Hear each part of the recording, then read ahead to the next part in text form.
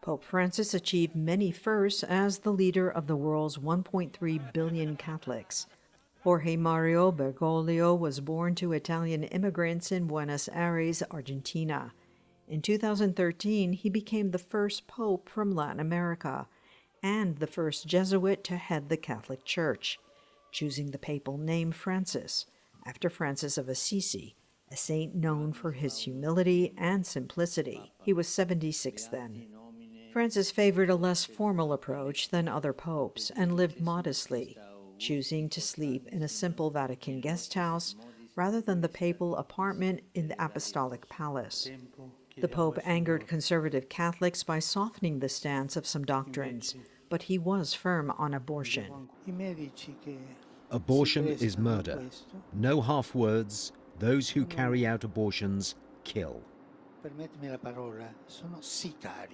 He upheld official Catholic teaching that any sexual act outside of traditional marriage is a sin, but pushed for ending persecution of homosexuals worldwide and supported the inclusion of LGBTQ+ people within the Church. If a person is gay and seeks God and has goodwill, who am I to judge him? He widened access to communion for those who were divorced and remarried. Elisabetta Peake, who wrote the book Francis' Life and Revolution, said Pope Francis brought many estranged Catholics closer. Francis expanded the role of women at Masses and in Vatican leadership, but stood firm on the Church's position that only men can be ordained priests.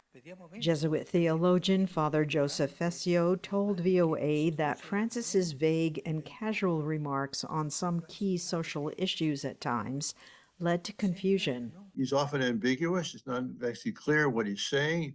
He'll make remarks at 10,000 feet in the cabin of an airplane. Not the same thing as an encyclical, but modern media treats things as everything equally. So there'll be some confusion, but it will go. It'll pass. We've had good popes and bad popes, and I think Francis is a good pope, but I don't think he's as clear nor as profound as his two predecessors. Francis sent a letter to U.S. bishops saying aid to migrants is a moral obligation and rebuked high-ranking Catholic members of the U.S. administration for their stepped-up efforts to enforce immigration laws and mass deportations. He traveled to more than 60 countries as Pope. His health deteriorating and in a wheelchair, Francis toured 4 Asia-Pacific nations in 2024. In South Sudan, at Mass before thousands, he called for peace. In Iraq, he tried to mend divides between Christians and Muslims. In Cuba, he worked to soften U.S.-Cuba relations. China never invited him, but he sealed a controversial and historic agreement on how Beijing appoints Catholic bishops. Pope Francis worked for but did not achieve a peace settlement between Moscow and Kyiv on the war in Ukraine. The Church has spoken and says no. Pope Francis was chosen after Pope Benedict became the first pope to resign for health reasons, setting off an unusual decade with 2 living popes until Benedict's death in December 2022. Francis suffered lifelong medical issues, losing part of a lung in his youth. In later life, he endured knee problems, recurring pulmonary issues, and sciatica. Pope Francis entered a Rome hospital in mid-February 2025 with a respiratory infection that worsened.